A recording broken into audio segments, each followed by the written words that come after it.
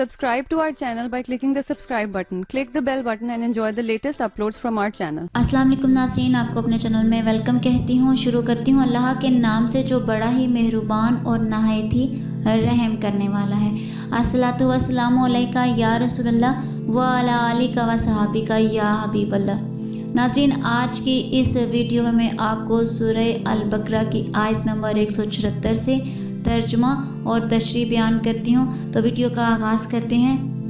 बेशक वो लोग जो अल्लाह की नाज़िल की हुई किताब को छुपाते हैं और इसके बदले ज़लील कीमत लेते हैं और अपने पेट में आग ही भरते हैं, और अल्लाह क़यामत के दिन इनसे ना कलाम फरमाएगा और ना इन्हें पाक करेगा, और इनके लिए दर्दनाक अज़ाब है। इन्नल्लज़ीना यक्तुमूना मा अनज़लल्लाहु मिनल किताबी, बेशक वो लोग जो अल्लाह की नाज़िल की हुई किताब को छुपाते हैं। काफरों के एक ग्रोह मुशरिकीन के अमाल का जिक्र करने के बाद अब दूसरे ग्रोह यानी यहूदियों का तज़किरा किया जा रहा है। पहला ग्रोह अल्लाह के हक़ में कोताही करने वाला था और दूसरा ग्रोह मुस्तफ़ा करीम सल्लल्लाहु अलैहि वसल्लम के हक़ में कोताही करने वाला है।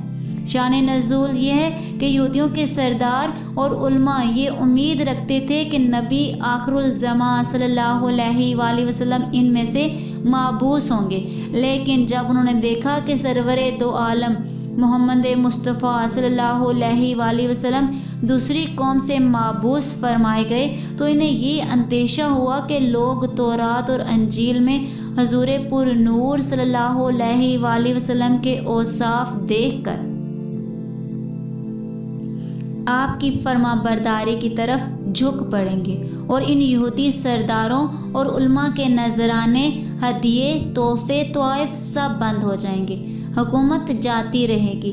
तो इस ख्याल से इन्हें हसद पैदा हुआ और तौरात और अंजील में जो हजूर अक़दस सल्लल्लाहु अलैहि वसल्लम की ना तो सिफ़त और आपके वक्त नबूवत का बयान था, तो उन्होंने इसको छुपा दिया। इस पर यह आयत मुबारका नाज़िल हुई। यहूदियों के इस तरह के तर्ज़ अमल पर फरमा दिया गया कि ज़ाती मफादात, माल और दुनिया और ऐश और आराम की खातिर अल्लाह की किताब और उसके हकाम, अज़मत व शान मुस्तफ़ा सल्लल्लाहु अलैहि वसल्लम छुपाने वाले माल और दौलत से अपने ख़जाने नहीं भर रहे, बल्कि हकीकत में अपने पेट में जहन्नुम की आग भर रहे हैं। ये हरकत इन्हें जहन्नुम में ले जाने का सबब होंगी। क़यामत के दिन ये लोग अल्लाह से हम कलामी के शर्फ से महरूम होंगे, रहमत इलाही इनसे दूर होगी, कुफ्र व मासियत की गंदगी में डूबे हुए होंगे और इन्हें किसी भी तरह गुनाहों से पाक नहीं किया जाएगा, बल्कि जहन्नुम में फेंका जाएगा। याद रहे कि छुपाना ये भी है कि किताब के मजमून पर किसी को मतला ना होने दिया जाए, ना वो किसी को पढ़कर सुनाया जाए और ना दिखाया जाए, और ये भी छुपाना है कि गलत तावीलें करके मायने बदलने की कोशिश की जाए और किताब के असल मायने पर पर्दा डाला जाए। यहूदी हर तरह की तावीलें करते थे और अभी तक बहुत से लोगों में इस तरह का तर्ज अमल जारी है।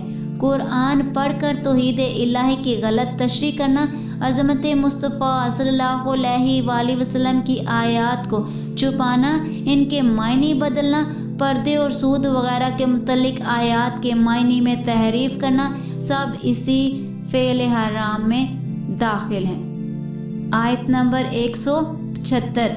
यही वो लोग हैं जिन्होंने हदायत के बदले गुमराही और बख्शिश के बदले अजाब खरीद लिया, तो ये कितना आग को बर्दाश्त करने वाले हैं। अल्लज़ी नश्तारा बुदवालाता बिल हुदा, जिन्होंने हदायत के बदले गुमराही खरीदी, यानी जो हदायत और मग़फ़िरत में ये लोग इख्तियार कर सकते थे, इसके छोड़ने को यहाँ फरमाया गया कि उन्होंने हदायत और मग़फ़िरत की जगह ज़लालत और अज़ाब खरीद लिया।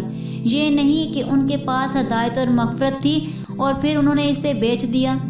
इमाम फ़खरुद्दीन राज़ी रहमतुल्लाह अलैह फरमाते हैं, दुनिया में सबसे बेहतरीन चीज़ हदायत और علم ہے اور سب سے بری چیز گمراہی اور جہالت ہے۔ تو جب یہودی علماء نے دنیا میں ہدایت اور علم کو چھوڑ دیا اور گمراہی اور جہالت پر راضی ہو گئے تو اس بات میں کوئی شک نہ رہا کہ وہ دنیا میں اپنی جانوں کے ساتھ انتہائی خیانت کر رہے ہیں۔ نیز آخرت میں سب سے بہترین چیز مغفرت ہے اور سب سے زیادہ نقصان دہ چیز عذاب ہے۔ تو جب انہوں نے مغفرت کو چھوڑ دیا اور عذاب پر راضی ہو گئے تو بلا شبہ وہ آخرت میں انتہائی نقصان اٹھانے والے ہیں۔ اور جب ان کا حال یہ ہے تو لا محالہ دنیا اور آخرت میں سب سے بڑے خسارے میں یہ لوگ ہیں۔ اس آیت میں یہودی علماء کے بارے میں فرمایا گیا ہے کہ انہوں نے مغفرت کے بدلے عذاب خرید لیا کیونکہ وہ حق بات کو جانتے تھے اور انہیں یہ بھی علم تھا کہ سید المرسلین صلی اللہ علیہ وآلہ وسلم کے اوصاف ظاہر کرنے میں ان کے بارے میں شبہات زائل کرنے میں عظیم ثواب ہے اور تاجدار رسالت صلی اللہ علیہ وآلہ وسلم کی عظمت اور شان چھپانے میں اور ان سے متعلق لوگوں کے دلوں میں شبہات ڈالنے کی صورت میں بڑا عذاب ہے۔ اس کے باوجود جب انہوں نے حق کو چھپایا تو لا محالہ انہوں نے مغفرت کے بدلے عذاب خرید لیا۔ آیت نمبر 176۔ یہ سزا اس لیے ہے کہ اللہ نے حق کے ساتھ کتاب نازل فرمائی اور بے شک کتاب میں اختلاف کرنے والے دور کی مخالفت و ضد میں ہیں۔ فی الکتابی کتاب میں، کتاب سے مراد قرآن شریف ہے یا تورات شریف۔ پہلی صورت میں اختلاف سے مراد ہوگا نہ ماننا اور دوسری صورت میں اس سے مراد ہوگا صحیح طور پر نہ ماننا، کیونکہ یہودی قرآن کو تو بالکل نہ مانتے تھے اور تورات کو ماننے کے دعوے دار تھے مگر صحیح طور پر نہ مانتے تھے، ورنہ حضور اکرم صلی اللہ علیہ وآلہ وسلم پر ایمان لے آتے۔ ایک قول یہ ہے کہ یہ آیت مشرکین کے حق میں نازل ہوئی۔ اس صورت میں کتاب سے قرآن ہی مراد ہوگا اور ان کا اختلاف یہ تھا کہ ان میں سے بعض قرآن کو شعر کہتے تھے، بعض جادو اور بعض کہانت کہا کرتے تھے۔ آیت نمبر 177۔ اصل نیکی یہ نہیں کہ تم اپنے منہ مشرق یا مغرب کی طرف کر لو، بلکہ اصل نیک وہ ہے جو اللہ اور قیامت اور فرشتوں اور کتاب اور پیغمبروں پر ایمان لائے اور اللہ کی محبت میں عزیز مال رشتہ داروں، یتیموں اور مسکینوں اور مسافروں اور سائلوں کو اور غلام لونڈیوں کی گردنیں آزاد کرانے میں خرچ کرے اور نماز قائم رکھے اور زکوٰۃ دے، اور وہ لوگ جو عہد کر کے اپنا عہد پورا کرنے والے ہیں اور مصیبت اور سختی میں جہاد کے وقت صبر کرنے والے ہیں، یہی لوگ سچے ہیں اور یہی پرہیزگار ہیں۔ لیس البر ان تولوا وجوہکم قبل المشرق والمغرب۔ اصل نیکی یہ نہیں کہ تم اپنے منہ مشرق یا مغرب کی طرف کر لو۔ مفسرین نے اس آیت کا شان نزول بیان کرنے کے بعد فرمایا ہے کہ یہ خطاب اہل کتاب اور مومنین سب کو ہے، اور معنی یہ ہے کہ صرف قبلے کی طرف منہ کر لینا اصل نیکی نہیں جب تک عقائد درست نہ ہوں اور دل اخلاص کے ساتھ رب قبلہ کی طرف متوجہ نہ ہو۔ یہ بات بھی ذہن میں رکھنی چاہیے کہ ضروری اعمال کو بجا لاتے ہوئے اور دوسروں کے عمل کو حقیر اور معمولی نہ سمجھتے ہوئے کسی خاص عمل کو زیادہ رغبت اور محبت اور کثرت کے ساتھ کرنا تو درست ہے اور اس میں کوئی حرج نہیں، لیکن ضروری عمل مثلا فرائض اور واجبات ترک کرنے کی صورت میں یا اپنے عمل اور طریقے کے علاوہ دوسروں کے عمل اور طریقے کو حقارت کی نگاہ سے دیکھتے ہوئے کسی ایک عمل کو ہی اچھا سمجھنا سراسر باطل اور غلط ہے۔ مثلا ایک آدمی روزوں کی کثرت کرتا ہے تو وہ روزے نہ رکھنے والوں کو حقیر نہ سمجھے، یوں ہی ذکر و درود کی کثرت کرنے والا تبلیغ دین میں مشغول آدمی کو کمتر نہ سمجھے، یوں ہی وعظ و نصیحت کرنے والا تحریر و تصنیف اور تدریس سے دین کی خدمت کرنے والے کو کمتر نہ سمجھے۔ یہودیوں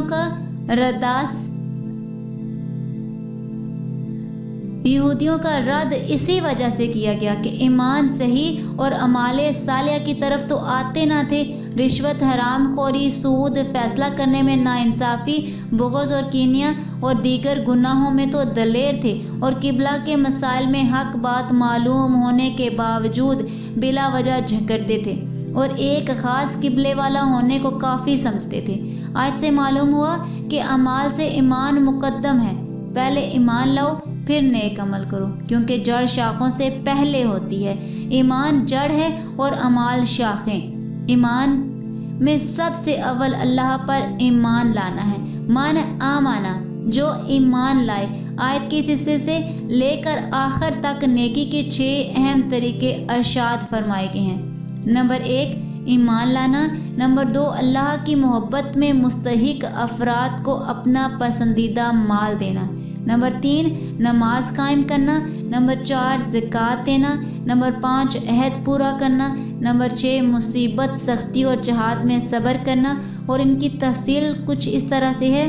ایمان کی تفصیل یہ ہے کہ ایک تو اللہ پر ایمان لائے کہ وہ حی القیوم، علیم الحکیم، سمیع و بصیر، غنی و قدیر، ازلی و ابدی، وحدہ لا شریک لہ ہے۔ دوسرا قیامت پر ایمان لائے کہ وہ حق ہے، اس میں بندوں کا حساب ہوگا، اعمال کی جزا دی جائے گی، مقبولانے بارگاہ الہی شفاعت کریں گے، حضور سید دو عالم صلی اللہ علیہ وآلہ وسلم سعادت مندوں کو حوض کوثر پر سیراب فرمائیں گے، پل صراط پر گزر ہوگا، اور اس روز کے تمام حوال جو قرآن میں آئے یا سید الانبیاء صلی اللہ علیہ وآلہ وسلم نے بیان فرمائے سب حق ہیں۔ تیسرا فرشتوں پر ایمان لائے کہ وہ اللہ کی مخلوق اور فرما بردار بنتے ہیں، نہ مرد ہیں نہ عورت، ان کی تعداد اللہ جانتا ہے۔ 4 ان میں سے بہت مقرب ہیں، ایک حضرت جبرائیل علیہ السلام، دوسرے حضرت میکائیل علیہ السلام، تیسرے حضرت اسرافیل علیہ السلام اور چوتھے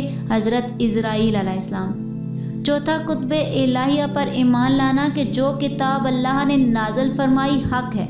ان میں 4 بڑی کتابیں ہیں، تورات جو حضرت موسیٰ علیہ السلام پر نازل ہوئی، انجیل جو حضرت عیسیٰ علیہ السلام پر نازل ہوئی، زبور جو حضرت داؤد علیہ السلام پر نازل ہوئی، اور چوتھی قرآن مجید جو کہ حضرت محمد مصطفیٰ صلی اللہ علیہ وآلہ وسلم پر نازل ہوئی۔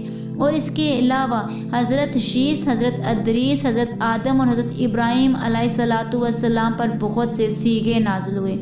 5واں تمام انبیاء علیہ السلام پر ایمان لانا کہ وہ سب اللہ کے بھیجے ہوئے ہیں اور معصوم یعنی گناہوں سے پاک ہیں، ان کی صحیح تعداد اللہ جانتا ہے، اور ان میں سے 313 رسول ہیں۔ یاد رہے کہ ایمان مفصل جو بچوں کو سکھایا جاتا ہے، اس کی اصل یہ آیت بھی ہے اور اس کے علاوہ دوسری آیات بھی ہیں۔ وَآتَى الْمَالَ عَلَىٰ حُبِّهِ، اور اللہ کی محبت میں اپنا عزیز مال دے۔ اس سے پہلے ایمان کا بیان ہوا اور اب اعمال کا ذکر کیا جا رہا ہے، اور آیت کے اس حصے میں نیکی کا دوسرا طریقہ بیان کیا گیا ہے کہ اللہ کی محبت میں مستحق افراد کو اپنا پسندیدہ مال دیا جائے۔ اس آیت میں مال دینے کے 6 مصرف بیان فرمائے ہیں۔ نمبر 1 رشتہ داروں پر خرچ کرنا۔ حضرت سلیمان بن عامر رضی اللہ تعالی عنہ سے مروی ہے، تاجدار رسالت صلی اللہ علیہ وآلہ وسلم نے ارشاد فرمایا، رشتہ دار کو صدقہ دینے میں 2 ثواب ہیں، ایک صدقہ کرنے کا اور ایک صلہ رحمی کرنے کا۔ حضرت ایوب انصاری رضی اللہ تعالی عنہ سے روایت ہے، سرکار دو عالم صلی اللہ علیہ وآلہ وسلم نے ارشاد فرمایا، سب سے افضل صدقہ کنارہ کشی اختیار کرنے والے مخالف رشتہ دار پر صدقہ کرنا ہے۔ نمبر 2 یتیموں پر خرچ کرنا۔ جس نابالغ شخص کے باپ کا انتقال ہو چکا ہو اسے یتیم کہتے ہیں۔ حضرت سہیل بن سعد رضی اللہ تعالی عنہ سے روایت ہے، رسول اللہ صلی اللہ علیہ وآلہ وسلم نے ارشاد فرمایا کہ جو شخص یتیم کی کفالت کرے، میں اور وہ کفالت کرنے والا دونوں جنت میں اس طرح ہوں گے۔ رسول پاک صلی اللہ علیہ وآلہ وسلم نے کلمے کی انگلی اور بیچ کی انگلی سے اشارہ کیا اور دونوں انگلیوں کے درمیان تھوڑا سا فاصلہ کیا۔ مسکینوں پر خرچ کرنا۔ حضرت ابو ہریرہ رضی اللہ تعالی عنہ سے روایت ہے، رسول کریم صلی اللہ علیہ وآلہ وسلم نے ارشاد فرمایا، مسکین وہ نہیں جو لوگوں میں گھومتا رہتا ہے اور ایک لقمہ یا 2 لقمے اور 1 کھجور یا 2 کھجوریں لے کر چلا جاتا ہے۔ صحابہ اکرام رضی اللہ تعالی عنہ نے عرض کی، یا رسول اللہ صلی اللہ علیہ وآلہ وسلم پھر مسکین کون ہے؟ ارشاد فرمایا جس کے پاس اتنا مال نہ ہو جو اس کی ضروریات سے اسے مستغنی کر دے اور نہ اس کے آثار سے مسکینی اور فقر کا پتہ چلے تاکہ اس پر صدقہ کیا جائے اور نہ وہ لوگوں سے سوال کرتا ہو۔ حضرت ابو ہریرہ رضی اللہ تعالیٰ عنہ سے روایت ہے رسول کریم صلی اللہ علیہ وآلہ وسلم نے ارشاد فرمایا ایک لقمہ روٹی اور ایک مٹھی خورما اور اس کی مثل کوئی اور چیز جس سے مسکین کو نفع پہنچے، ان کی وجہ سے اللہ 3 شخصوں کو جنت میں داخل فرماتا ہے۔ ایک صاحب خانہ جس نے حکم دیا، دوسری زوجہ کہ اسے تیار کرتی ہے، تیسرے خادم جو مسکین کو دے کر آتا ہے۔ پھر حضور پر نور صلی اللہ علیہ وآلہ وسلم نے فرمایا حمد ہے اللہ کے لیے جس نے ہمارے خادموں کو بھی نہ چھوڑا، یعنی رحمت سے محروم نہ چھوڑا۔ اور نمبر 4 پہ مسافروں پر خرچ کرنا۔